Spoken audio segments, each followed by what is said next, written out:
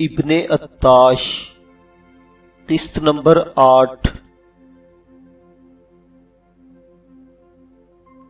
Isfahan شہر کے گلی کوچے غروب آفتاب کے ساتھ ہی ویران ہونے لگے۔ ہر کسی کی زبان پر تھا کہ رات ہوتے ہی شہر میں آسیب گھس آتے ہیں۔ لوگ دن ڈھلنے کے بعد تیزی کے ساتھ اپنے گھروں کی طرف دوڑتے، بازار میں دکانیں بند ہونے لگتی اور دیکھتے ہی دیکھتے چاروں طرف سنسانی چھا جاتی۔ گزشتہ کئی روز سے ہر رات اصفہان کے ایک نہ ایک شہری کو آسیب اٹھا کر لے جاتے، جو پھر کبھی واپس نہ لوٹتا۔ شہر کی گلیوں میں بہت کم کوئی اکیلا شخص دکھائی دیتا، اور وہ بھی صرف دن کے وقت۔ دن میں بھی لوگ کہیں جاتے تو زیادہ سے زیادہ اکٹھے ہو کر جاتے۔ حاکم شہر کے لیے آسیبوں کا مسئلہ سوہان روح بنا ہوا تھا۔ وہ ہر روز اپنے افسروں کا اجلاس طلب کرتا۔ سب منتظمین مل بیٹھ اور سر جوڑ کر اس مسئلے کا حل سوچنے کی کوشش کرتے، لیکن بالآخر ناکام و نامراد اٹھ جاتے۔ شہر کی فضا پر خوف کے گہرے سائے چھائے ہوئے تھے۔ مائیں اپنے بچوں کو سینے سے چمٹائے دن بھر اٹھائے پھرتی کہ کہیں کوئی بدرو ان کے بچے کا گلا نہ گھونٹ دے۔ ان حالات کا ثمر یہ تھا کہ اگر کوئی طبعی موت بھی مر جاتا تو اسے آسیبوں اور بدروہوں کا کام ہی قرار دیا جاتا۔ یہ صورتحال گزشتہ 2 ماہ سے تھی۔ شروع میں چند مہمان غائب ہوئے تھے، جو بعض امرائے شہر کے ہاں مقیم تھے۔ شام کے بعد کسی کام کاج کے سلسلے میں گھروں سے نکلے اور پھر نہ لوٹے، لیکن بتدریج یہ سلسلہ پھیلنے لگا اور اہلیان شہر بھی غائب ہونے لگے۔ نہ جانے کیا افتاد تھی جو اصفہان پر آ پڑی تھی۔ اچھا خاصا ہنستا بستا پرامن شہر بدروہوں کا مسکن بن کے رہ گیا تھا۔ دولت مند لوگ اپنے کنبوں سمیت شہر چھوڑ کر جانے لگے۔ متوسط طبقہ کے لوگ دن بھر زرد آنکھیں اور فق چہرے لیے کاروبار زندگی میں شریک ہوتے اور شام ہوتے ہی گھروں میں جادو بگتے۔ گھروں میں بھی لوگ خوفزدہ تھے۔ ہر شہری کی نیندیں حرام تھی۔ کسی کی 1-2 کروٹ آنکھ لگ جاتی تو کچھ دیر بعد وہ ہڑ بڑا کر اٹھ بیٹھتا۔ اسے یوں لگتا جیسے قاتل بدروہیں اس کے سرہانے آ کر موت کا رقص کرنے لگی ہیں۔ 2 ماہ پہلے یہی اصفہان ایک جیتا جاگتا اور جگمگاتا شہر تھا، جہاں زندگی کی ہر راحت، ہر خوشی اور ہر آسودگی تھی۔ سلطنت سلجوقی کا اصفہان علم و ہنر کا گہوارہ اور باغات کا شہر تھا۔ اس وقت کی دنیا کے مایہ ناز عالم، فلسفی اور حکیم بو علی سینا کی وفات اسی شہر میں ہوئی تھی۔ بو علی سینا کی شخصیت میں علوم عصری و باطنی کی اتنی زیادہ روشنی تھی کہ اصفہان کا نام دنیا کے گوشے گوشے میں لیا جانے لگا۔ شیخ الرئیس بو علی سینا جب 17 سال کے تھے تو ایک مرتبہ انہوں نے نوح بن منصور سامانی کا علاج کیا، جس سے اس نے کلی صحت پائی۔ اس کے بعد وہ اس کے دربار سے وابستہ ہو گئے۔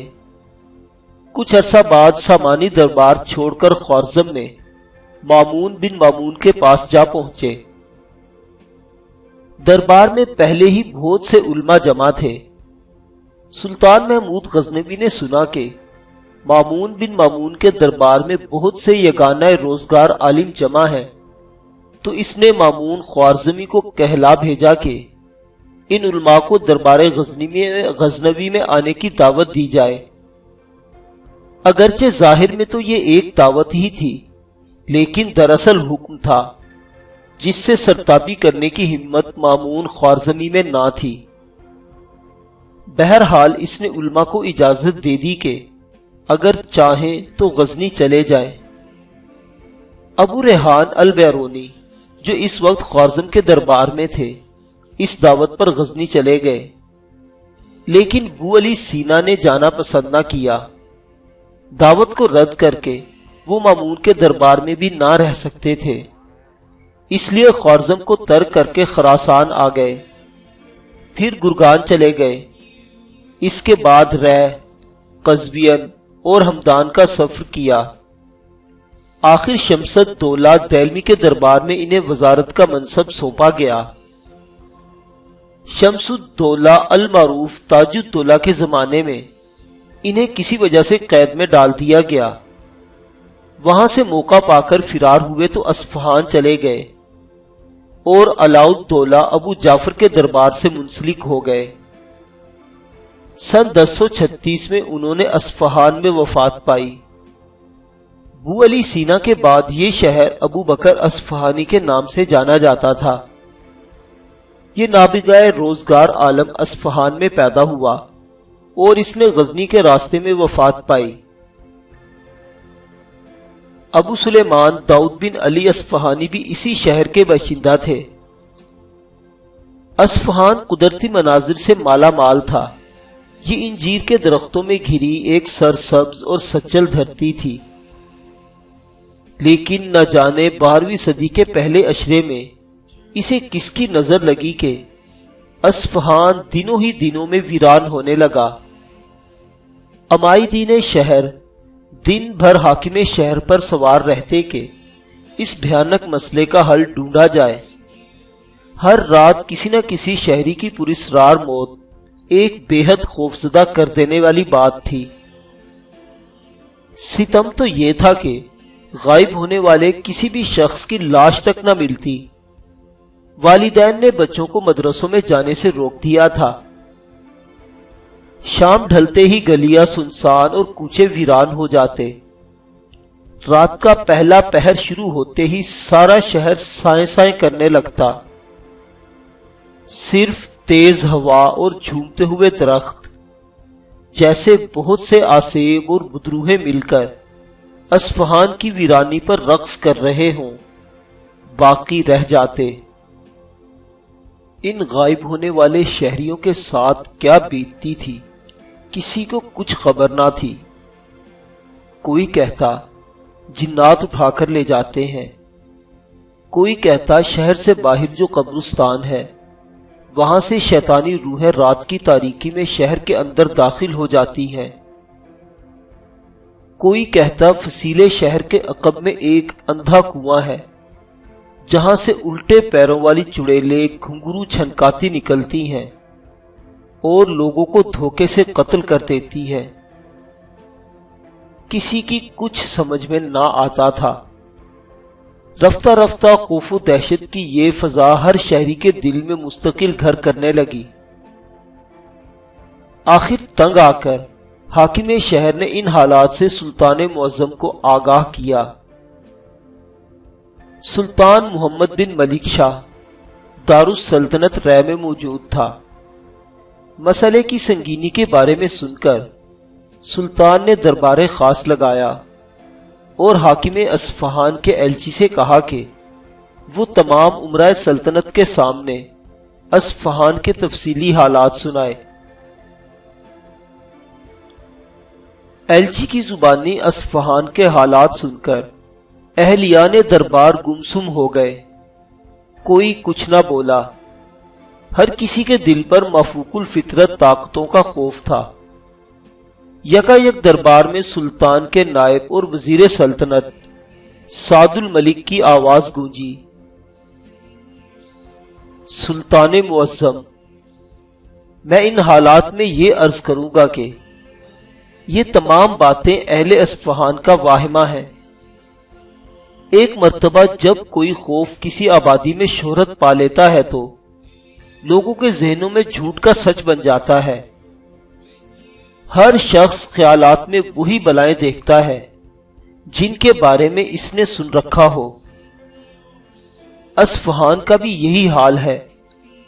میں تو یہ سوچ سوچ کر ششدر ہوں کہ علماء و فضلاء کے شہر اصفہان میں اس قدر توہم پرستانہ اور جاہلانہ خیالات کی ترویج کو روکنے والا کوئی نہیں۔ غالباً اصفہان کے علماء بھی بھوت پریت پر یقین کرنے لگے ہیں۔ اگر ایسا ہے تو میں انتہائی افسوس کے ساتھ کہوں گا کہ ملت اسلامیہ کے علم و فضل کی کشتی ڈوبنے والی ہے۔ وزیر سلطنت سعد الملک کی باتیں سن کر اہلیان دربار آپس میں چیمگوئیاں کرنے لگے۔ کچھ دیر بعد چیمگائیاں بلند ہوئیں اور دبے دبے سے شور میں بدل گئی۔ چند ثانیے بعد ایک طرف سے سلطنت کے عالم، کبیر، تلمیذ نظامی اٹھ کھڑے ہوئے اور کہنے لگے، وزیر مملکت سعد الملک کی تمام باتیں درست تھیں، یہاں تک کہ وزیر سلطنت نے علماء اصفہان کو سرزنش کرتے ہوئے جو کچھ فرمایا ہے وہ بھی غلط نہیں تھا۔ لیکن پھر اس مسئلے کا حل کیا ہے؟ کیا یہ سچ نہیں کہ ہر روز بلا ناغہ اصفہان کے ایک دو شہری راتوں رات غائب ہو جاتے ہیں؟ یقیناً یہ کام کسی آسیب کا نہیں۔ کوئی آسیب انسان سے زیادہ طاقت اور شعور نہیں رکھتا۔ اس بھیانک اور شفاق قتل و غارت کے پیچھے کس کا ہاتھ ہے؟ ہمیں وہ ہاتھ تلاش کرنا چاہیے۔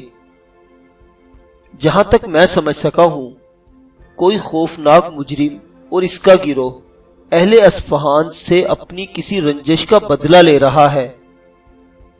میں سلطان معظم سے گزارش کروں گا کہ وہ کار آزمودہ اور تجربہ کار افسروں کی ایک تفتیشی دستہ اصفہان روانہ کرنے کا حکم صادر فرمائیں، کیونکہ اگر وہاں پراسرار اموات کی یہی شرح رہی تو اصفہان بہت جلد خالی ہو جائے گا۔ کہیں ایسا تو نہیں کہ کوئی شخص اس عروس البلاد شہر کو جان بوجھ کر خالی کروانا چاہتا ہے؟ عالم کبیر تلمیذ نظامی کی بات سن کر اہلیان دربار نے ایک بار پھر چپ سادھ لی۔ اب سب کی نظریں سلطان پر تھی۔ شاید وزیر سلطنت کو عالم کبیر کی بات پسند نہ آئی تھی، کیونکہ ان کے چہرے پر برافاختگی کے آثار دیکھے جا سکتے تھے۔ سلطان محمد بن ملک شاہ، جو مشرق و مغرب اور شمال و جنوب کا حکمران تھا، خود پریشان ہو گیا۔ یہ ایک ایسا مفوق الاسباب مسئلہ تھا جس کا حل مدبرین کے بس کی بات نہ تھی۔ عالم کبیر کی گفتگو سن کر سلطان کی کچھ ڈھارس بندھی۔ اب وہ سوچ رہا تھا کہ اگر یہ کسی شفاق انسان کا کام ہے تو اس کے خلاف ضرور کارروائی ہونی چاہیے۔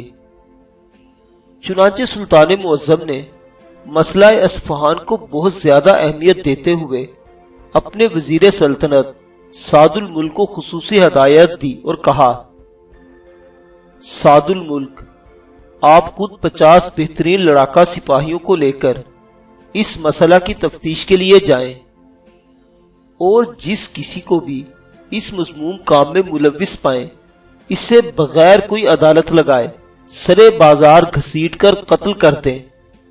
اس کام میں دیر نہیں ہونی چاہیے۔ سلطان کا حکم گویا مجلس سے برخاست ہونے کا اعلان تھا۔ وزیر سلطنت کی قیادت میں ماہر افسروں کا تفتیشی دستہ اصفہان آیا۔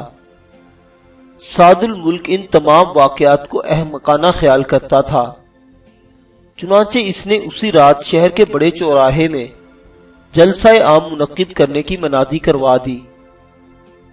شاہی سپاہیوں کا دستہ دیکھ کر لوگ جھجکتے جھجکتے اپنے گھروں سے نکلے اور چوراہے میں آ کر جمع ہونے لگے۔ جلسہ منعقد ہونے تک خوف و ہراس میں خاصی کمی واقع ہو چکی تھی۔ سعد الملک نے اہل اصفہان کے اجتماع کے سامنے خطاب کیا، اے اصفہان کے توہم پرست مسلمانوں، کیا تمہیں اپنے دین کا سبق بھول گیا؟ تم بھوت پریت اور بدروحوں سے ڈرنے لگے ہو۔ یہاں کوئی بھوت پریت نہیں، اگر کوئی ہے تو اسے بلاؤ۔ میں سعد الملک وزیر سلطنت سلجوق تمام جنات کو دعوت دیتا ہوں کہ وہ آئیں اور میرا کچھ بگاڑ کر دکھائیں۔ اے اہل اصفہان، ہوش میں آؤ، تم گھروں میں دبکے رہے تو تمہارے کاروبار بند اور کھیتیاں اجڑ جائیں گی۔ خوف کا توق اپنے گلوں سے اتار کر پھینک دو اور توہم پرستی کا راستہ چھوڑ دو۔ سعد الملک کی تقریر سے لوگوں کی ڈھارس بندھی، اور مزید حیرت کی بات یہ ہوئی کہ اس رات شہر بھر میں امن رہا، نہ کوئی شہری غائب ہوا اور نہ ہی کوئی بچہ پراسرار موت مرا۔ سعد الملک اور اس کے دستے نے 3 راتوں تک اصفہان میں قیام کیا۔ سپاہی رات رات بھر گشت کرتے رہے، لیکن کوئی ایسا واقعہ پیش نہ آیا۔ تب سعد الملک نے حاکم شہر کو آڑے ہاتھوں لیا۔ اس نے واپس روانہ ہونے سے پہلے حاکم شہر کو تحکمانہ لہجے میں مخاطب کرتے ہوئے کہا، آپ کے سپاہی مفت کی روٹیاں توڑتے رہتے ہیں، آپ حاکم شہر ہیں، حکومت نے آپ کو شہر کی حفاظت کے لیے اپنی فوج دے رکھی ہے، تو پھر آپ کے سپاہی رات کو گشت کیوں نہیں کرتے؟ میں آپ سے پوچھتا ہوں، کہیں اس کوتاہی میں آپ کا ہاتھ تو نہیں؟ حاکم شہر کے پسینے چھوٹ گئے۔ وہ تو سپاہیوں کو گشت کے لیے مقرر کرتا تھا، لیکن کوئی سپاہی بھی رات کے گشت کے لیے تیار نہ ہوتا۔ شروع میں شہر کی پولیس نے روزانہ کے گشتی دستے مقرر کیے تھے، لیکن ہر رات پولیس کا کوئی نہ کوئی سپاہی غائب ہو جاتا۔ رفتہ رفتہ سب لوگ گشت سے گھبرانے لگے۔ اب حاکم شہر سعد الملک کو کیا جواب دیتا؟ وہ اپنی جگہ کان دبائے کھڑا رہا۔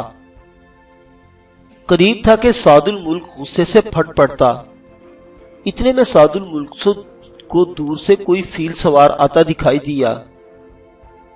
یہ اس وقت کی بات ہے، تب ایران میں ہاتھی نہیں پائے جاتے تھے۔